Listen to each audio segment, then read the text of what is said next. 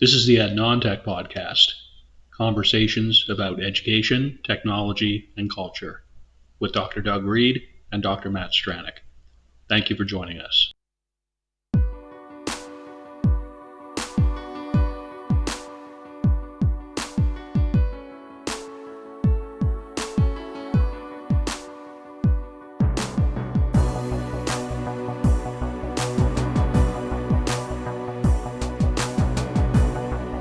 My name is Dr. Doug Reed, and I am located on Abagway, the traditional and unceded territory of the Mi'kmaq people. My name is Dr. Matthew Stranick, and I am on Treaty Number 8 territory, the traditional meeting grounds and gathering places of our First Nations, Métis, and Inuit peoples.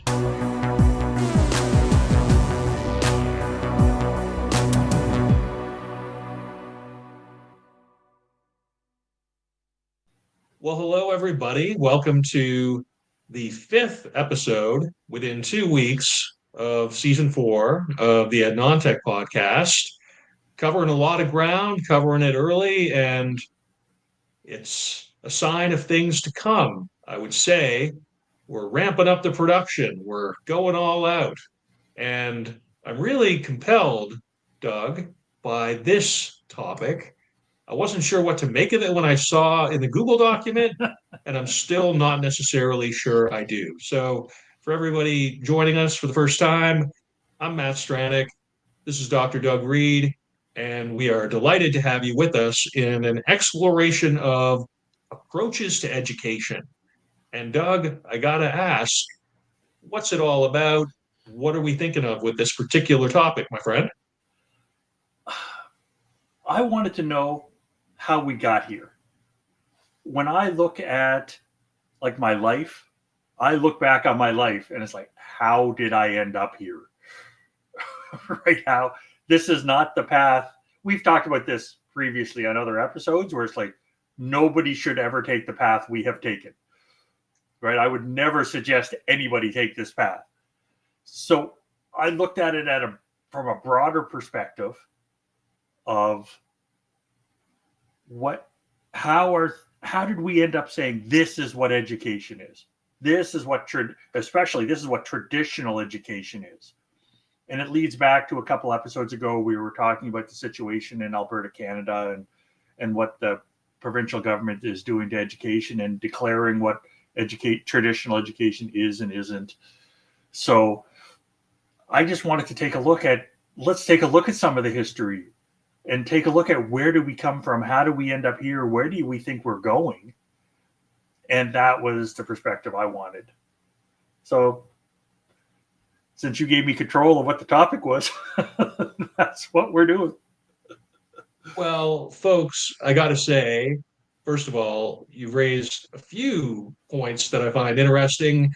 I think you can tell just by looking at the screen, those of you who are watching the YouTube or WordPress videos of this, we're both middle-aged dudes. We both have pretty significant experience, life experience, other kinds of experience. And definitely, I myself have been wondering lately. I'm unemployed now, self-employed. Self-employed is the preferred term for the third time in 3.5 years. And that speaks to a somewhat challenging post-secondary sector in Canada. It also speaks to career choices and choices that are made in the moment. I've wondered if I'm the best at navigating my own career. I am, as the conditions stand, possibly 3 or 4 months away from moving back in with my parents, if you can believe that, at 47 years of age, to do a firm reset while I am in this transitionary phase, because that is the best way that I can think of to support my kids who live with their mom in BC. I'm completely somewhere different than where I would have anticipated my career was going to go. And if we look, I guess, at the wider context of education generally, anything you can plan on is probably not going to happen. What is it? Man plans and God laughs. That's one way of looking at it, I suppose. So I appreciate how you've tied the wording of this, traditional approaches to education, to, is that actually wording that came from Alberta and the whole situation here? Or is that something that we're sort of superimposing or adding to the Albertan context? Wherein, just for folks who haven't checked out the previous episodes, there have been book bans going into effect. There have been significant declines in international students at post secondary ed. There's a lot in flux right now, it seems, not necessarily all of it for the better. I wonder, Doug, if you're looking at this topic from the standpoint of a perceived crisis in education, or if that's perhaps not the best way to put it. No, I'm trying to be positive. Okay. I'm not looking at it as a crisis. I'm looking at it as a historian. And it's people that don't know history are doomed to repeat it. So let's go learn the history. That's where I'm coming from. I do think that they're in a major crisis there with a government that's cut funding by 17% and had billions of dollars of surplus a couple of months ago, and now suddenly it's all gone. Yeah, I think there's some malarkey going on, but that's my own humble opinion on that. But it's just, how do we get here? How do we decide when the good old days were? How do we decide, okay, where are the cultural touch points? And that's what I really wanted to take a look at. And that's why I wanted to start with Laurie from 1887. So I found another old article. I love reading the old stuff. And it's These the really rise and have early been constitution of universities. going all the way back to the 19th century, I think for the third or fourth consecutive time in 5 episodes. This is impressive. I definitely appreciate the historical standpoint from which Doug tends to compile these notes. Again, for those who are perhaps unaware of our process, Doug chooses the topic. He sets up a pretty robust set of well referenced notes. And then I add to that. I take it in and sort of do the production and aesthetic and functional elements of getting it out to people. And in such way, the two endeavors overlap and contribute to each other. We both have, I think, a pretty significant interest in history, I should say. Doug, by training, Doug actually has your BA degree is with a major in history, correct? Yeah, history and economics. Yeah. There we go. And economics. See, I wasn't aware of your double major there. No. It was, my minor was economics. It was almost classics, like Greek and Latin and all that stuff. But they didn't offer the right courses in the final semester of my degree, so I had to take something else. Gotcha. So well, with Laurie, here with the Laurie, yeah. What I love is the old literature is written so differently than now. Like, I've read so much literature, I can see the trends and the ages and how stuff was written to get whatever their message was across, like the generations of writing styles. And Laurie starts with, what did the ancients fix upon as the course of study in their schools? In what ways have we varied from that curriculum? It's like, how do we create curriculum? What do we decide is important? Because right now, in some institutions, the government says, this is your curriculum, teach it. And they have their processes for finding out. And the processes are varied. Sometimes it's, let's talk to all the teachers in the province and let's figure out what matters and what's important and where the struggles are and all that. And sometimes it's, yeah, we're going to pay that vendor from another country and just dump all their stuff in. But there's also places at like technical colleges, you talk to industry. What do the industry groups want? What do the industry accreditation bodies nationally want? Okay, that helps inform what's going on. And then there's some institutions. I worked at a university in Australia, and we had to change our degree from a 3-year degree to a 4-year degree. And we took a look at the curriculum and we ripped it apart. And I remember sitting in a room saying, why is this here? what does this have to do with teaching? Right? Because it was a BED program. And it's like, oh, that's so-and-so's course. And it's like, oh, I don't care. I do not care that it's his course. Why is it here? Well, because that's what he teaches. And it's like, that's not an answer. That has nothing to do with education. It's nothing to do with helping these people become better teachers. No. It's there because that's the only course he teaches. And it's like, get him to teach another freaking course, right? Why is his personal opinion? And what's funny is because we had another course that I was mainly in charge of the first year of the program. And then there was a course in the third year, and it was the same conversation. And it's like, oh, don't worry about that. So-and-so's retiring, so we can get rid of that. They're not going to be here. So there's not going to be a fight to keep that course because that's his specialty. That's his research. And it's like, this is how we do curriculum? This is the key? You're killing me. So how do we come up with our curriculum is part of it, because the curriculum helps inform how we actually teach it and how it comes across. And the ancients, by the ancients, Laurie is talking about the Greeks, right? Because the Greeks and the Romans, was there anything else other than the Greeks and the Romans when it comes to like Victorian England and how to look back? They said music had originally included all branches of intellectual and moral education. All departments were presided over by the 9 muses. So music went through everything. Music was the most important thing. It tied everything together. And I don't know if you've been near an educational institution lately, but the first thing they chuck out, if they have to chuck something out, is going to be music and the arts. That's the easiest thing to say. Yeah, let's get more math in here and get rid of it. And it's like, are you kidding me? Right? If I'm down and I'm depressed, I'm not going to go to math. I'm going to go listen to music, or I'm going to go watch some TV show I've seen 15 times.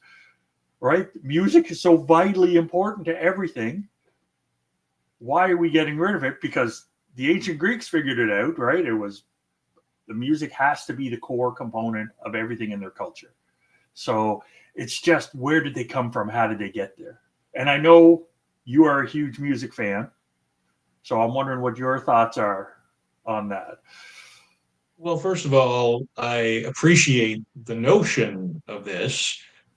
Certainly, if you look at music, you're looking at math, you're looking at all areas of culture within that. So to me, that just makes a good deal of sense in and of itself.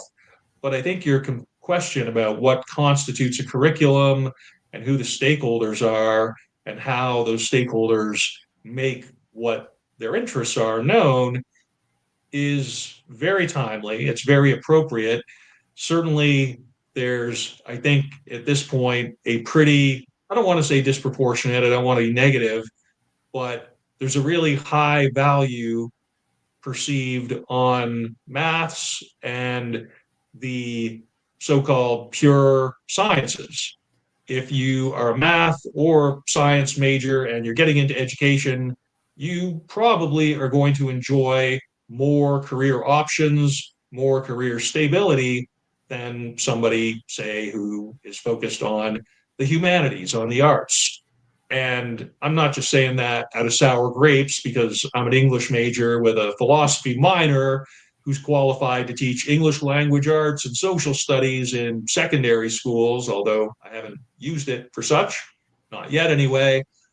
It's something that society kind of decides based on the drivers, where perceived economic value, I think, is the motivator there for a wide range of reasons, which we'll potentially get into in the next 45, 50 minutes or so.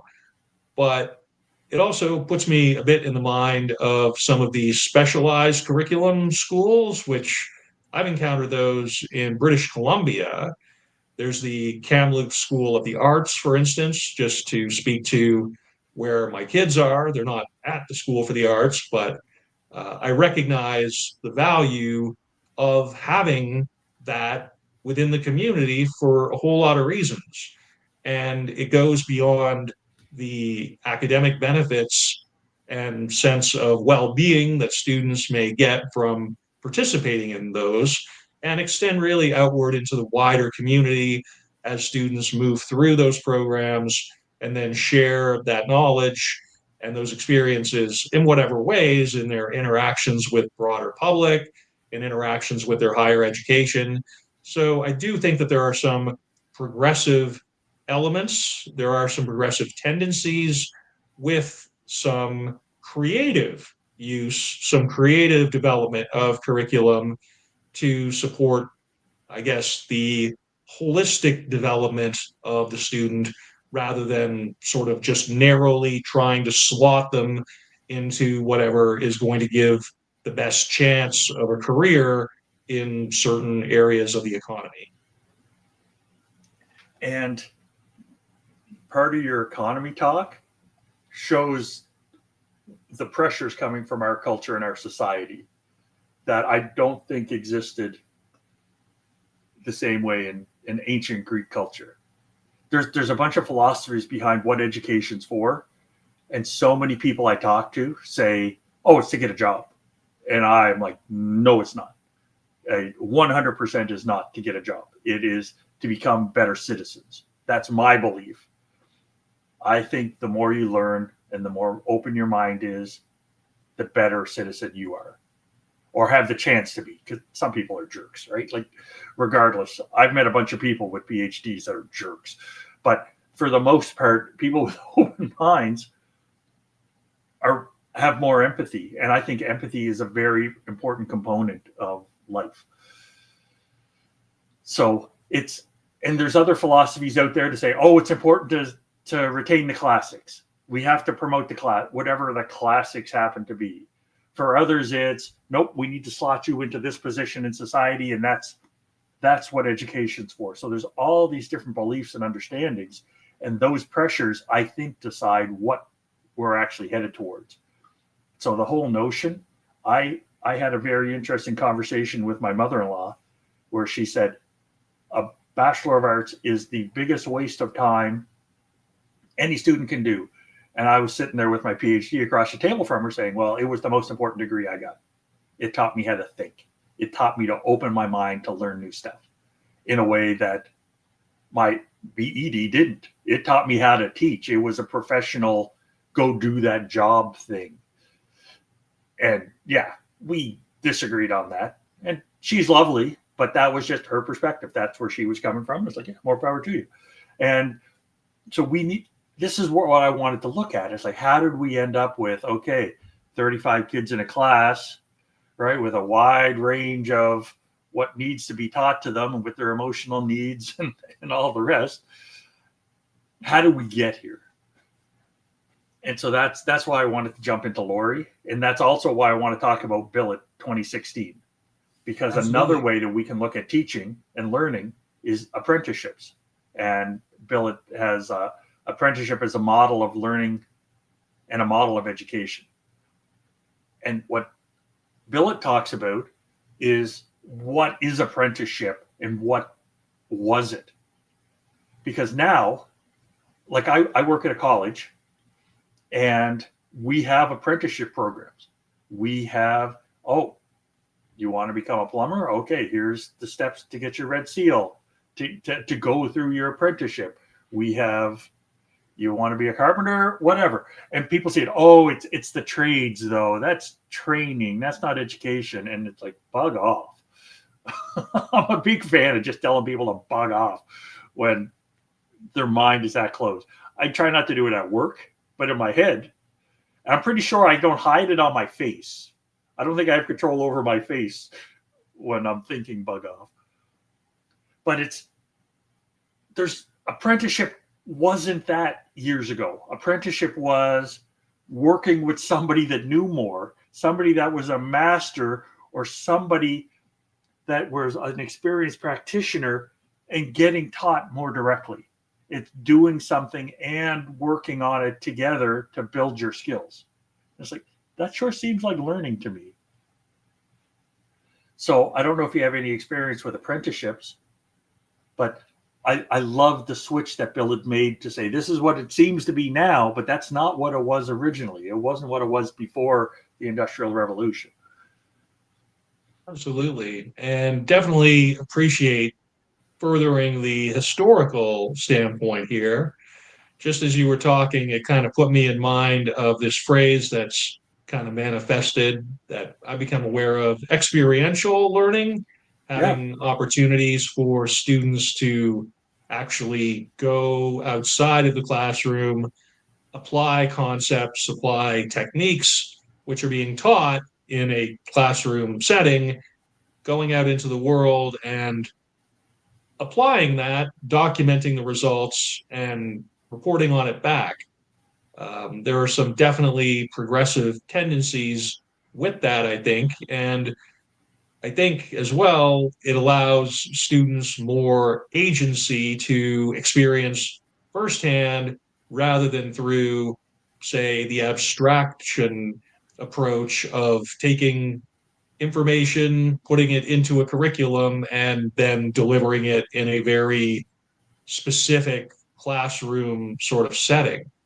It's something that where if my kids show any interest in the trades whatsoever, I'll definitely encourage that kind of learning, not just because there's a high demand for it right now for the trades generally in Canada, but because the quality of learning to me really involves bringing in the outside world more than, say, just remaining in a classroom and staying on, to use a word, traditional kind of model for education.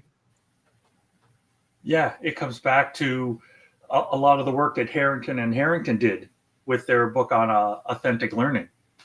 I found an article that I'm into woodworking. I like to, for people I've never listened before, I like to build stuff with wood. Most of my stuff I end up burning, but that's fine, right? That's what I'm doing. I'm doing it to learn and to try. And I have a lot of archival material on how apprentices got taught 100, 200, 300 years ago. And literally half their day was under direct supervision, do this, do that, do the other thing. And then the other half of the day was go work on your project, go work on your tool chest, go work on this. And they had all these little projects that people could work on with scraps of wood and little bits to hone skills. If you can build this, then we know you have all of these skills so that you'll be able to move on to the next thing. And if you can't do this little project yet, okay, now we know what we have to help you work at. And it was authentic learning, authentic assessment. It's here's the project that demonstrates all these bits.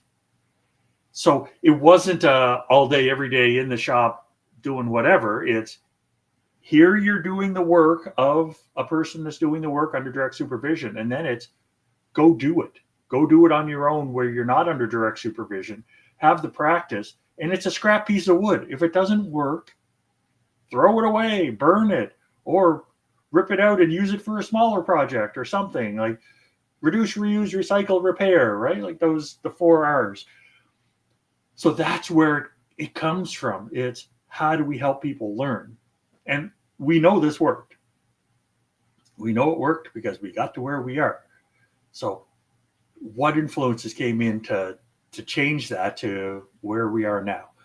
Those are the kind of things that I really find interesting. I think too, if the model could somehow be extended beyond simply the trades per se. I mean, I'm thinking of cognitive or cultural kind of apprenticeships almost, if that's even a thing, wherein you may have not internships per se, but perhaps something akin to it, where you can have others from outside the community involved in mentorship. Because I think that's a bit what you're talking about with the apprentice and master kind of relationship. I'm not sure if that's the best term for it, but that's having it works. mentorship in there, right? It's not just the transmission of certain cultural practices or technical practices, but it's setting sort of a personal example in the attitudes and literacies and whole wide range of skills that need to be there for the student to really succeed outside of the classroom, and having that direct linkage in the form of a person who is involved tangibly and visibly in these various other fields of endeavor. So I think that apprenticeship model really has a lot to offer outside the industrial arts or the trades, or however traditionally it's been posited within the wider educational context. I see, I've examined the apprenticeship model and I take a look at how I got my PhD. And it's like, what's the difference? Right? I came in with a BEd and a bunch of teaching experience, and I had my master's, and I'd written a thesis, a research thesis for that. Then I went and I felt like I was a journeyman working with a master. And he would come in and give me critiques and stuff, but basically it was go do it. Prove that you can do this, go expand your skills on that, learn more about that. And it very much felt like an apprenticeship model. So it wasn't a trade, right? It was educational computing, which has all the right academic lingo to not be a trade. But I think we're still doing it. But for whatever reason, apprenticeship is suddenly not good enough. It's almost like, oh, it's just the trades. Students should go into academic. It's like, why? Why not do something that they enjoy and have a good life? Totally. I don't have an answer, but I know that bias is there. Well, that's totally awesome. And I think actually not knowing the answers is a key part of authentic learning, not knowing, wanting to know. That whole notion of inquiry driven learning really exists complementary to an apprenticeship kind of approach. And just before we get into SUSIC 2017, which you highlighted here as being of particular interest, I got to say, just anecdotally, it does put the mind to, it seems like every college in Canada now is trying to go through some kind of process where they can offer bachelor's degrees. They're trying to transition to polytechnics, or they're trying to transfer into something which provides university programming. It's almost as though these institutes, which are very, very robust and have very awesome histories for themselves, it's almost like they have to justify their own existence within a perceived knowledge economy. And so, like at Thompson Rivers University, just as an example of a place that I've spent some time, they have degrees in truck related trades, in meat cutting. I remember I was like, really? They're offering a bachelor's degree in meat cutting? That's it's valuable. It's absolutely something that it's a worthy thing that people should do and adds value to society and adds personal value. But sort of assigning the university model to that, it almost like it undervalues the history of what the thing even was. And that maybe speaks to our society's priorities. We see ourselves as being a largely knowledge-based economy now, so we want those structures in place academically to promote that kind of culture at the expense, I think, of the history of these hands-on kinds of programs and the like, which, again, no easy answers here, as you I have say, one. but please do. I have one for that. I think it's credential escalation. I think back in the day, right, where you could walk in with a resume and shake hands with the boss and get the job with high school.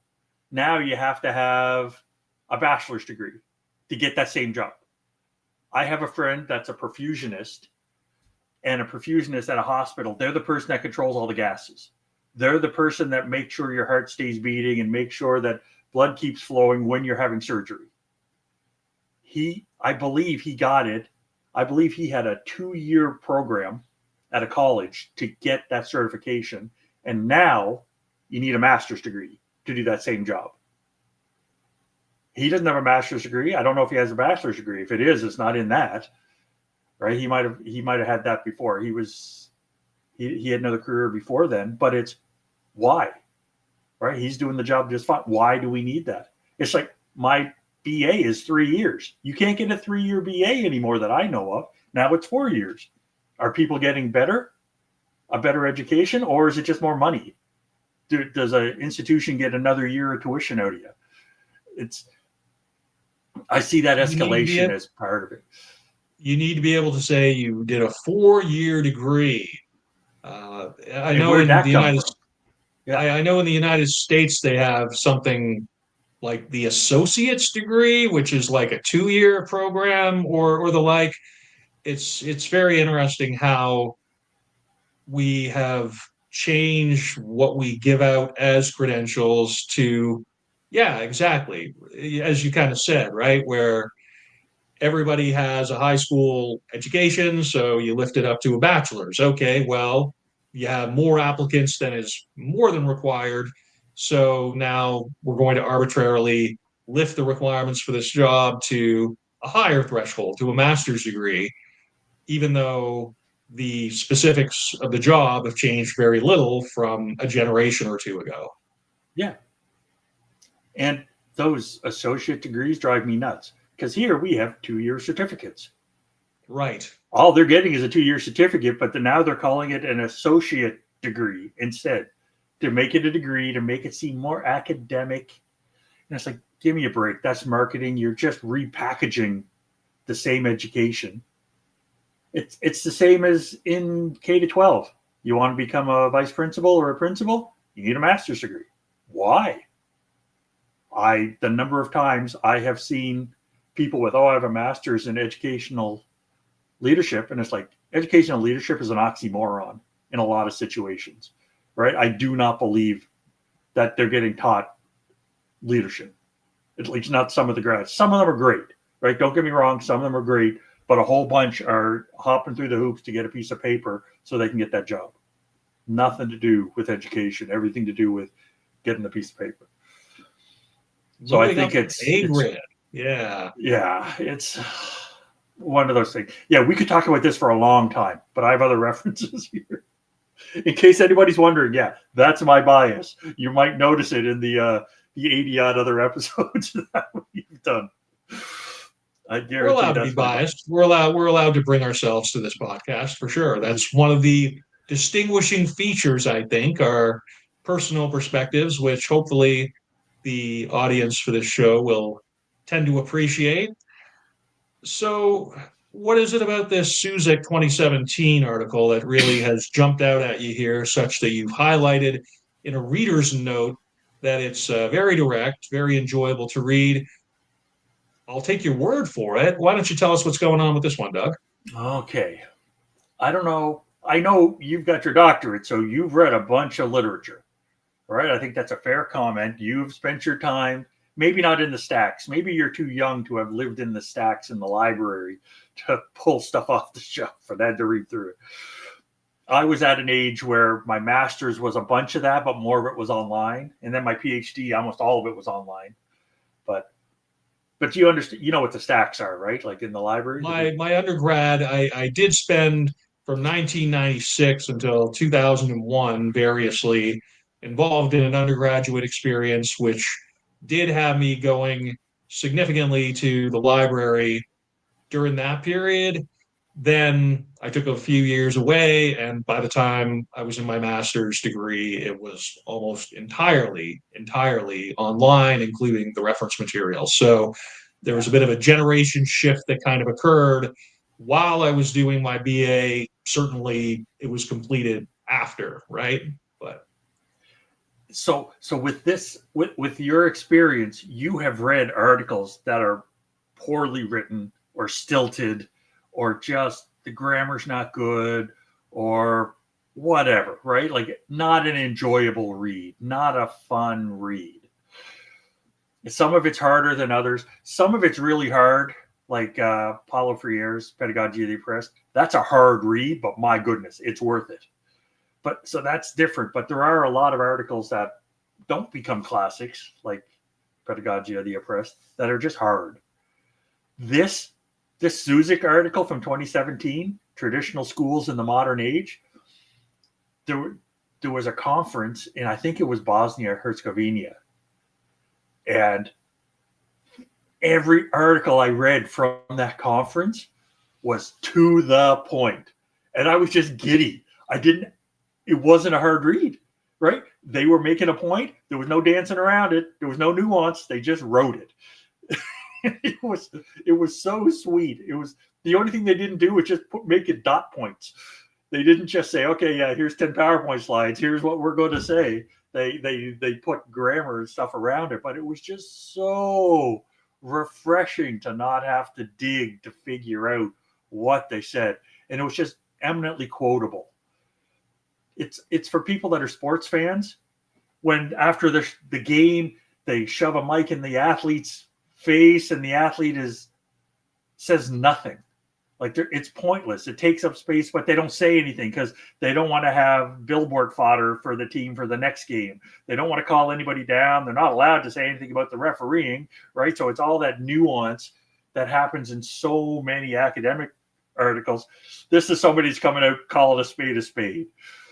And it was so lovely. Like these two quotes, right? Around 80% of teaching materials in schools are dedicated to the past or to coping skills to get through a school maze. And it's like, oh, yes, be still That my resonates. heart. And they just came out and said it. It's just awesome. I told my wife, and she just laughed. And she's like, I love talking to people from that part of the world. They get to the point. It just made me feel so good because I agree with that.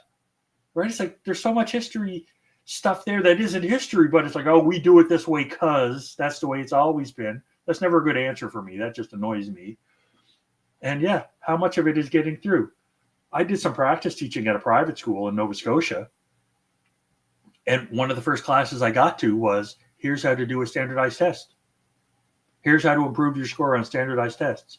And I'm like, what does this have to do with education? It's like, oh, no, this has to do with results.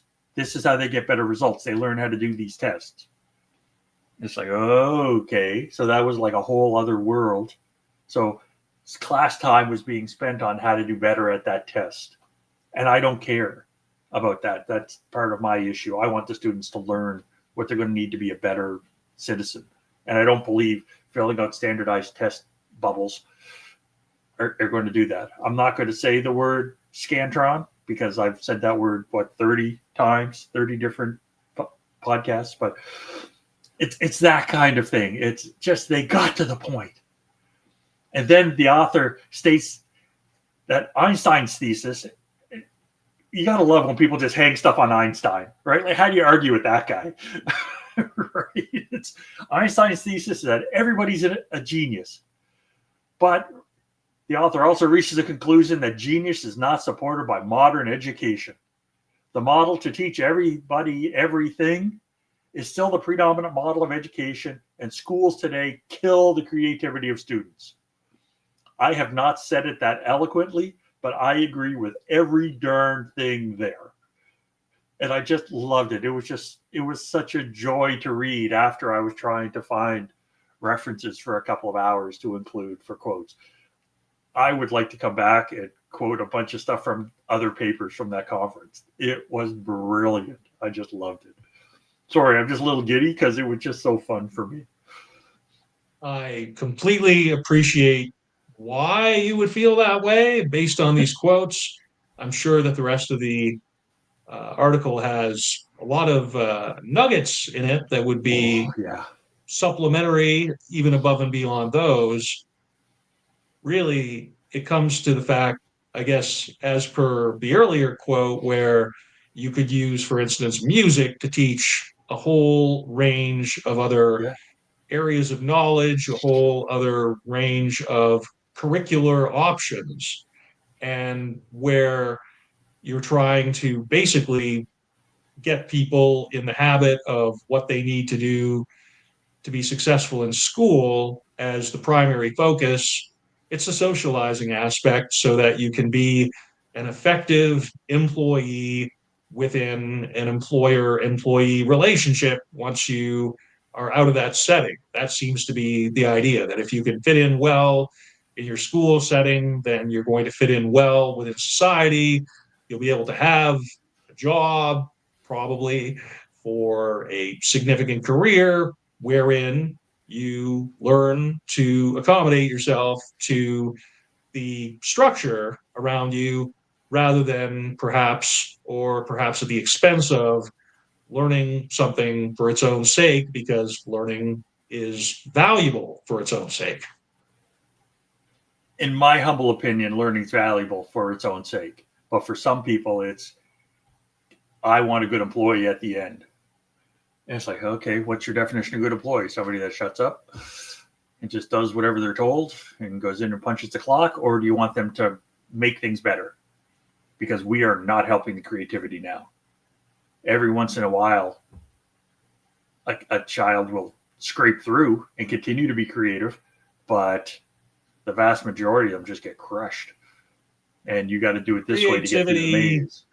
Creativity is a problematic quantity in as much as it causes people to speak, I guess, to Paulo Freire, in as much as he was a literacy educator who used literacy as a means of helping peasants, rural, indigenous, largely populations become politically active, giving them agency, because when you have language, you have the ability to more directly express your thinking.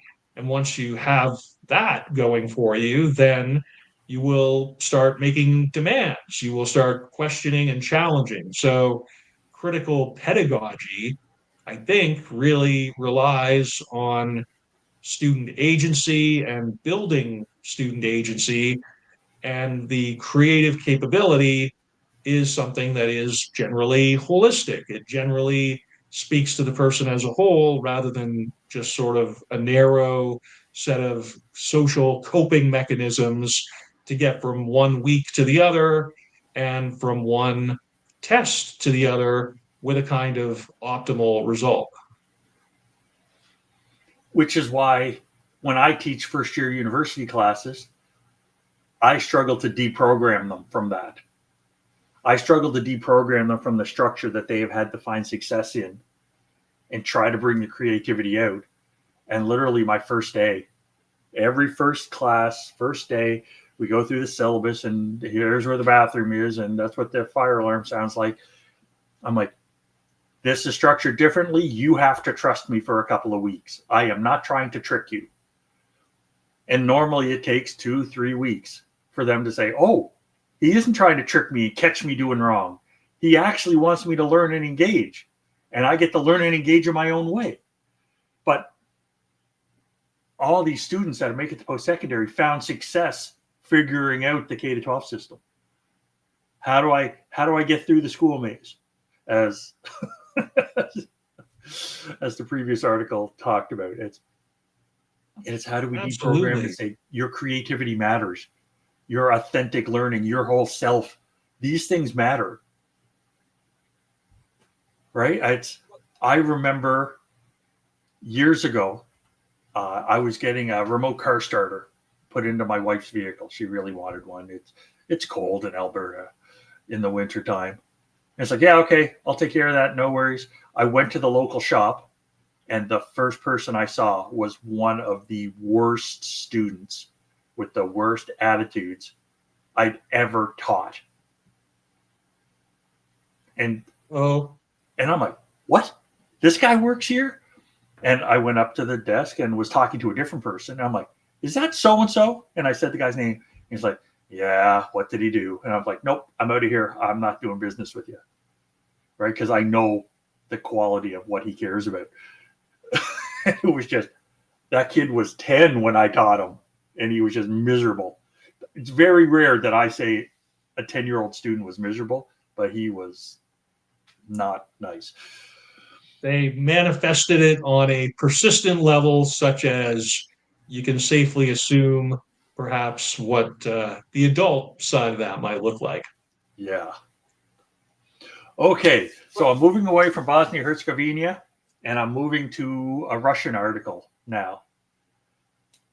Nevskaya, 2018, Schools of the Air in Australia, the modern distant learning prototype, because this is another way people learn, right? I think it's easy to teach them to set up a school in a large urban area, right? There's all kinds of people. They walk to school or they take a short bus trip, and presto, you can get 30 or 40 of them in a room. But as soon as it's sparsely populated areas, and I had done some study previously about distance learning in Canada, and I had, again, listeners know, I had taught in Calgary on the radio to people in the Yukon. And part of my research in Australia was the School of the Air in Australia, where it was basically literally it was the teacher on a on a radio talking to people on all these cattle ranches all over the outback in Australia. And this article also included the USSR, which is someplace I'd never thought about and never did any research on.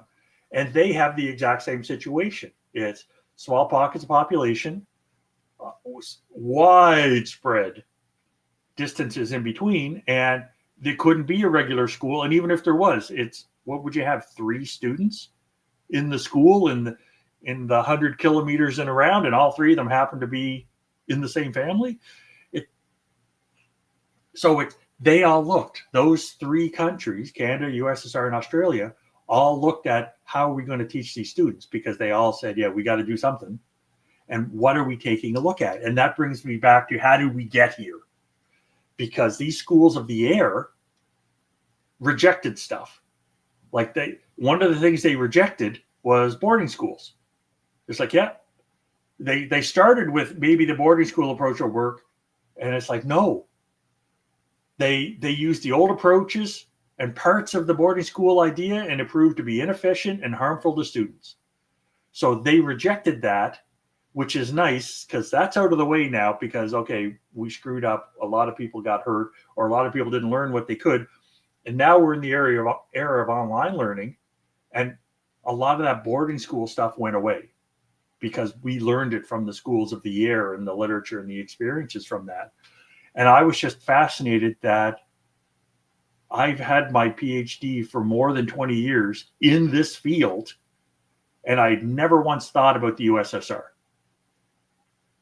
And I had a buddy that he was an American in Australia doing a PhD, and in his research defense, when he was defending his research proposal, he made some comment he was looking at something in one of the Balkan countries, and he said, yeah, even the communists got it right. And I'm like, whoa, no, you're making it sound like your country has it right. They don't. So I was horrified at that. And then I realized this week, oh, I didn't look at the USSR. So I'm guilty of it as well, only because we're doing this podcast and I'm a lifelong learner. But it's looking at the gaps in my knowledge and what more I got to learn. And what stuff did we experiment with twice, get rid of, and now we don't have to deal with it as much? Because that helps lead us to where the pandemic pivot and all the rest. Well, good for you for checking your cultural bias, if I can put it that way. That's fair. Yeah, that's it. I can't think of probably any other time that the USSR or Russia have even been mentioned, I don't think, on this podcast. I think probably this is a first. It makes me think initially that perhaps the former USSR is disproportionately absent from Western educational literature generally for the obvious Cold War stuff. Yep. Vygotsky. Vygotsky would be the Okay. only USSR reference. Vygotsky was a Russian. Okay, well, Yes. there we go. Huge, huge influence on modern education right there. Maybe I'll walk back my previous that's it. remarks just a bit, but Can you name another one? Right? We both have terminal degrees. Can you name, other than Vygotsky, can you name another Russian that had something to do with our field? it probably is an area to be investigated further, I would say, within the context of this show. So that sounds like another topic for another day. Potentially Okay. thematic investigation, right? We may take, for instance, an entire episode and just speak to one region, right? We haven't done necessarily too many or any entirely Canadian or entirely American or entirely Australian, or it might be an interesting approach going forward for some of these episodes, perhaps especially instances of these communist or countries which have tended to be at odds with Western norms in terms of political, economy, and other sorts of reasons. But I guess one thing that jumped out is one of the things that I see as being a really strong driver or something that's made me motivated to be involved in e-learning is because it does, when it's functioning well, tend to promote creativity. I recognize that a lot of people have challenges without being in the classroom and that they need the physical proximity in order to be optimal learners within their intended trajectory. But for me, if you have digital literacy, if you have some online ability, that there's opportunities now to study subject matters. There's opportunities to study with institutions which otherwise would not have been available. And as much as I kind of refer to Thompson Rivers as being somewhat challenging in terms of its overall model, I appreciate the fact that it's one of several institutions in Canada which does offer significant online and distance based programming, because for students who are living in remote areas, particularly Indigenous and First Nations students, where they may have very serious commitments within their communities, which may not have a proper institution of higher learning relative to where they are. So having the affordances, the benefits of a worldwide internet with some variety, some options available, certainly, I think, elevates the creative potential for students when when e-learning is being applied appropriately. Yeah, and along that same line is another structure that we've come to with that has really worked with the advent of the technologies we have now is you taught at one. You taught at the College of the North Atlantic, which I believe is based in Newfoundland and Labrador, and That's you're correct. in Qatar. It was bringing the curriculum from Newfoundland and Labrador to the Middle East. It was actually one of many institutions which the whole Education City project in Qatar, which I wouldn't expect other folks to know about, but when you're on the ground there, it's pretty phenomenal. They had Carnegie Mellon with a campus from the United States. They had Northeastern University from the United States. It's almost like the Qataris went hunting for what they considered to be optimal institutions relative to a very specific range of options they were trying to provide. And so rather than having their local population going overseas, which would have required a whole lot of financial resources and a whole lot of cultural challenge for those students in some cases. They actually made significant efforts to bring what they considered world quality institutions into their country with branch campuses, which in the case Yes. of College of North Atlantic's campus has now actually been taken over. It was a 20-year contract wherein then the curriculum and administrative structures were turned over, as it were, directly to the Qataris, and it's now a completely different kind of institution. But yeah, that's definitely one sort of approach, as opposed to strictly a distance-based learning experience based on internet. Yeah, and when I was at University of Wollongong from New South Wales, they had programs or they had campuses in Hong Kong, they had campuses in Dubai, and the like. It's here's another way to do distance, and it's bringing the people in for a while or bringing somebody else's curriculum in. So this is all part of how do we get here, which is why I enjoy A variety of this part of the approaches. conversation. Yeah, And I think the next reading that you have here, Guerrero, Valencia Barcel, and Rodriguez from as recently as last year, 2024, it starts out with something about Montessori, Reggio Emilia, or Waldorf. So I think that is kind of something which speaks to our points from earlier. What else are you thinking on that one, Doug? I found it fascinating that all of these came out and they're all like, oh yeah, this is going to be, and basically they all feel just very hippy dippy to me. I don't have a nicer way to say it. And what I loved is this is a Spanish article. All these academics come from Spain. So I really tried to go for different perspectives of things. International flavor. Yeah. Yeah. The very international flavor in this episode, because I didn't want to get into Montessori or Reggio or Waldorf and stuff. Yeah, they all have their place and they all say, oh, here we go. But the research doesn't back that up. They're more marketing than anything else. But they have a different approach. And what I loved is the Guerrero et al. Article says, the results show really no difference between alternative school and regular school when it comes to student performance. There's just if you want your students to have a different experience, absolutely, but that's not going to translate necessarily to better scores than if they were in a standard traditional K-12 class.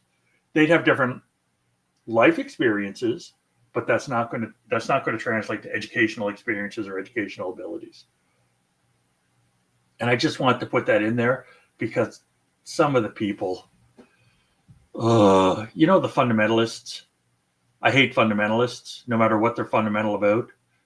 And anything that is fundamental in nature seems to me to be clinging to arbitrary elements of the past and largely for a social regulation purpose and to enhance the standing of the participants within that relative to other segments of society. So I can definitely see what's problematic about it. As far as it goes, I tend to agree with you, Doug. Yeah, I don't know who originally said this quote. I know Churchill is credited with it, but Churchill ripped off everybody. And his quote was, a fundamentalist is somebody who can't change their mind and won't change the subject. Oh, right. It's like, I've talked to some people that it's like, oh yeah, it's got to be Waldorf. That's the only thing. That's the best one, blah, blah, blah, blah, blah. And it's like, have you worked anywhere else? Have you done any research? Where did you publish the results of your findings on the research that you, oh, well, no, I didn't, but I know. It's like, oh, okay, the mind is closed. Then how about stop talking about it? it's, Variety of approaches does not always equal a progressive or differentiated standpoint on education. It's simply sometimes substituting one definition of traditional for another.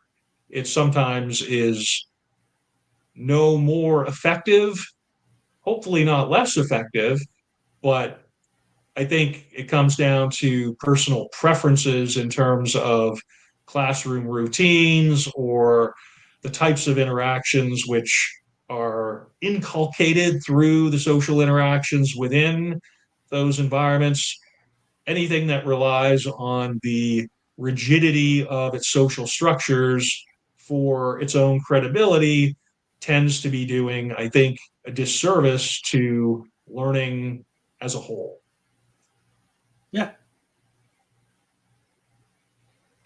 yeah, that's basically it. But again, I'm biased. I want people to learn to be the best citizens they can be. That's my bias. That's where I'm coming from. I think empathy is an important concept. Some people don't. So we have to figure out where we are in society and how our culture fits with all that. So those are the 5 articles that I've presented to try to figure out where we're coming from. There was a bunch of stuff I didn't get to, and one of the pictures is about English coffee houses in the 17th and 18th centuries, I like and they that were one. called Yeah. penny universities because that's where intellectuals would go and thinkers would go, and they would talk and they would debate. And if you're in the room, you're listening, right? You can go and it was a penny for your coffee, and you could go and not have to pay tuition, not spend all your time going to class and doing assignments, but you're still engaged in the thinking part of it. And we have a bit of that now. Like, I know that once you hit a certain age, it used to be if you were 65, you didn't pay tuition in Canadian post-secondaries. And you could go and audit. You couldn't get a degree, but you could still do the learning. Which is awesome. Yeah, which is absolutely awesome. And That was one of the things that I noticed about the so-called MOOCs, the massive open courses, when I was doing my doctoral work on that phenomenon, where a good number of the folks who were participants in my study, they spoke to their motivations for that, and they just identified as lifelong learners, people who were really motivated by the subject matter, but were rather put off by the tuition costs and the associated effort to get the formal recognition through a traditional line of programming. If you're just in there for the subject matter, then it was great, as a matter of fact. So, and then so got some other. Go ahead. There's way more than what I had, but we only have an hour.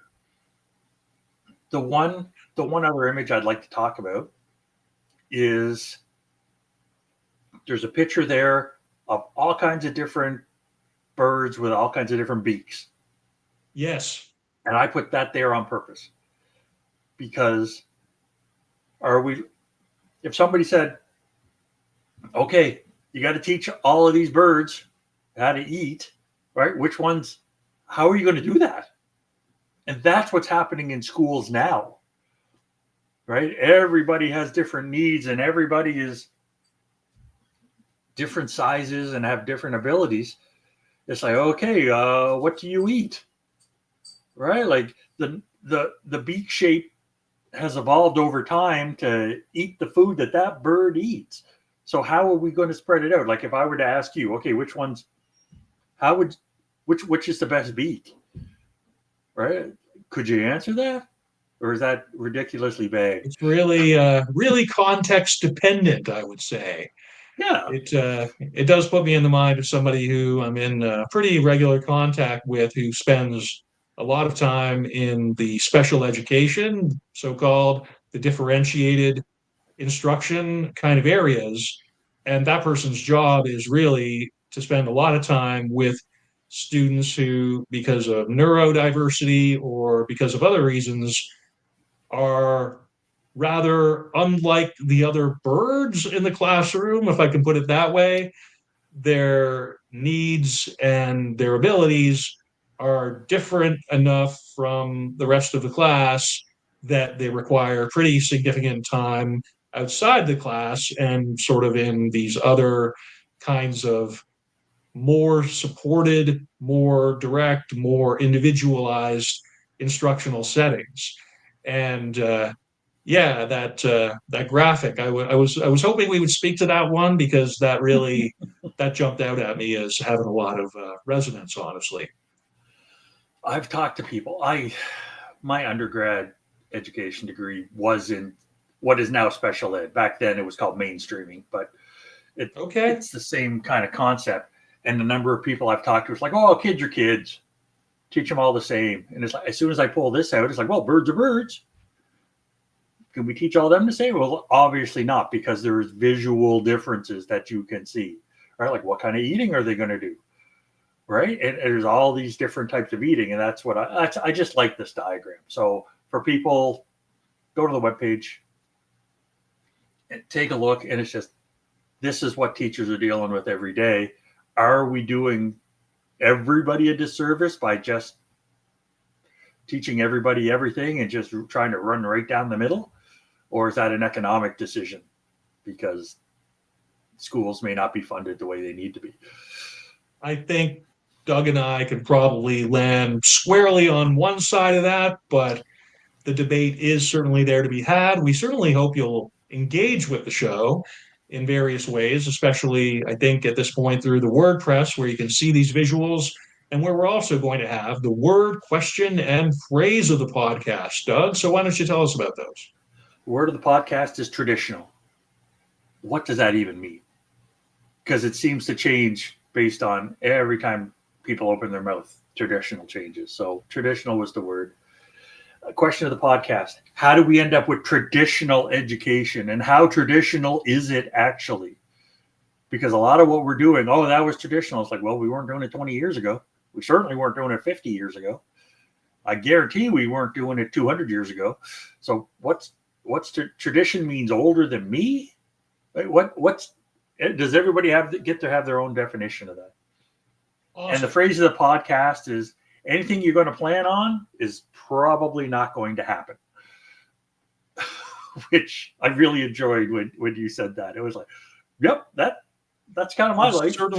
It's certainly been my experience as a person on planet Earth, and particularly as I'm navigating a pretty, I don't want to call it turbulent period of my career, but anything that I would have anticipated going into the BEd program as to where I was going to end up as an educator a couple decades later or whatever, I wouldn't have been able to. There's nothing about my current situation that I would have predicted out of hand. So appreciate that for the phrase of the podcast, Doug.